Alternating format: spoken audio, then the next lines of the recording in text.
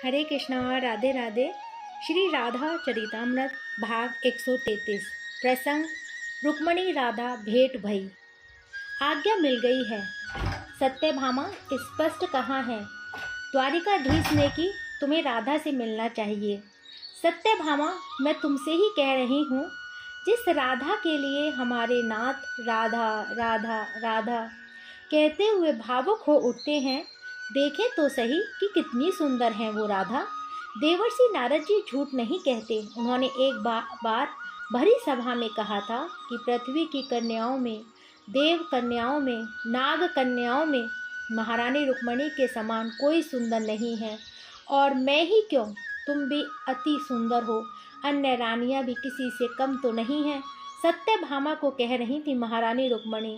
सोचती हूँ सत्यभामा कि मिल ही लूँ राधा से, देख तो लूँ कैसी है वो राधा, और फिर द्वारका केस के बालपन की जोड़ी को देखने का अवसर हमें खोना नहीं चाहिए।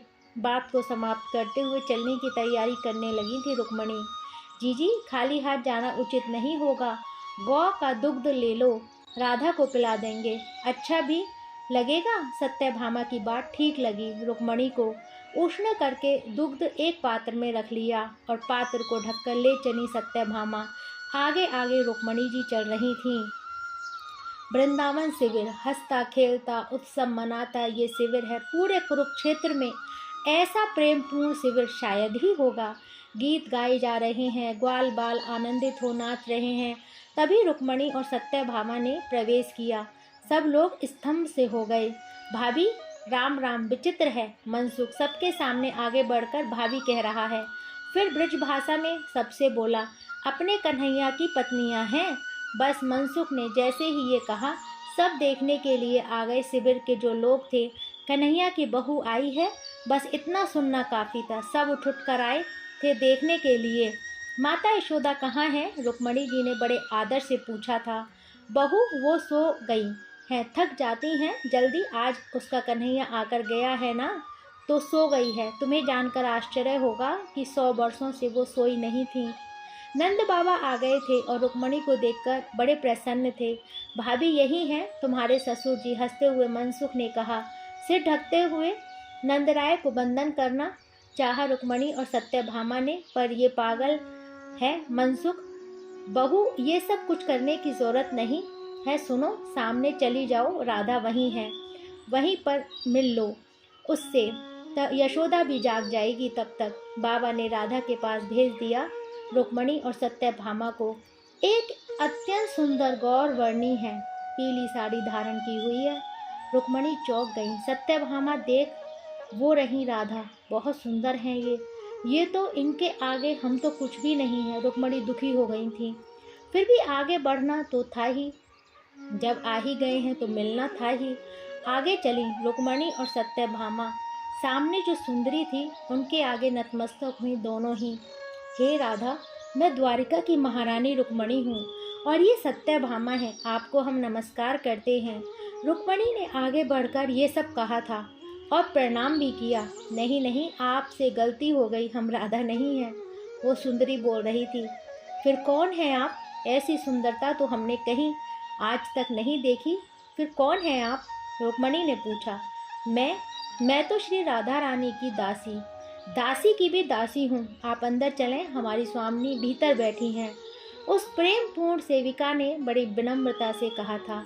स्तंभ हो गई थी रुक्मणी। सत्यभामा, दासी की दासी इतनी सुंदर है तो वो श्री राधा महारानी कितनी सुंदर होंगी। सामने एक दिव्य आभा से भरी सुंदरी, इतनी कि सुंदरता भी सोचा जाए। उसके आसपास चार चार सखियां भी दिव्य सखियां।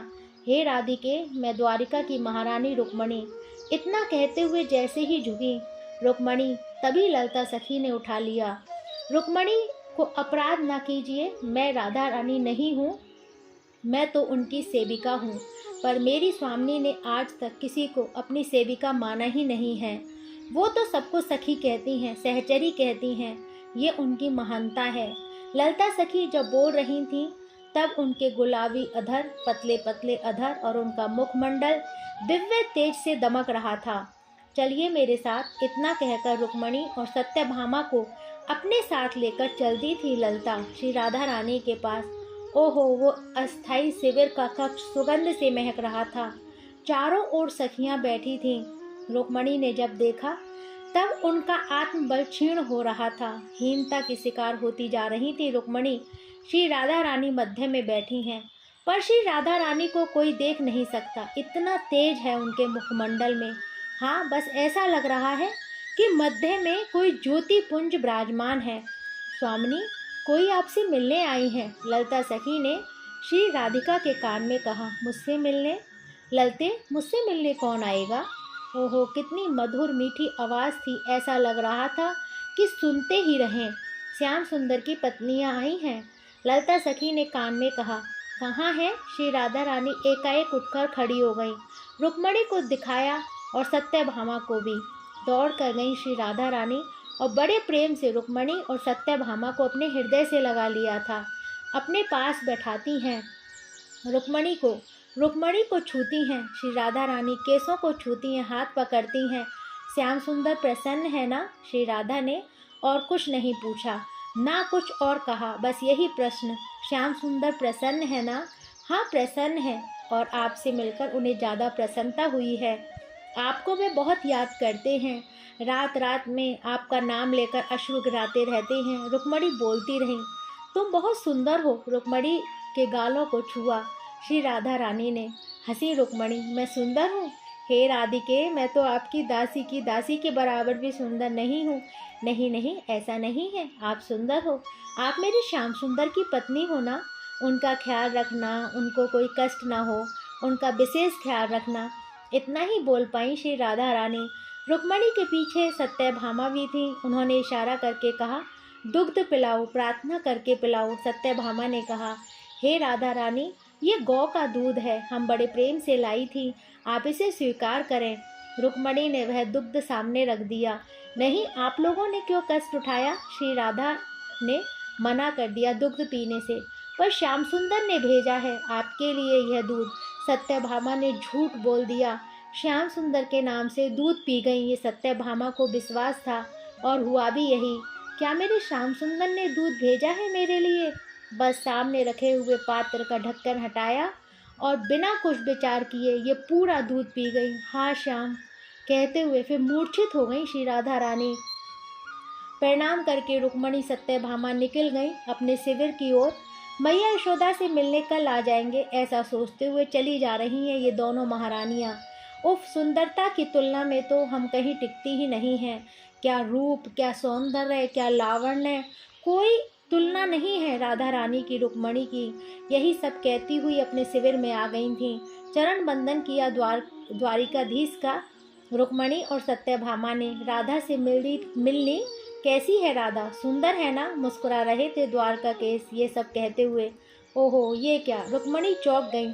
चरण में देखे छाले पड़ गए हैं, चरण में बड़े बड़े फफोले हो गए हैं। नाथ, ये क्या है? आपके चरणों में छाले कैसे हो गए? दुखी स्वर में पूछ रही हैं रुक्मणी। क्या कहूँ रुक्मणी, तुम्हें बुरा लगेगा अगर यूँ कहूँ कि तुम्हारे कारण ही मेरे पाँव में छाले पड़ गए हैं। मेरे कारण? रुक्मणी जी सोच में पड़ गई।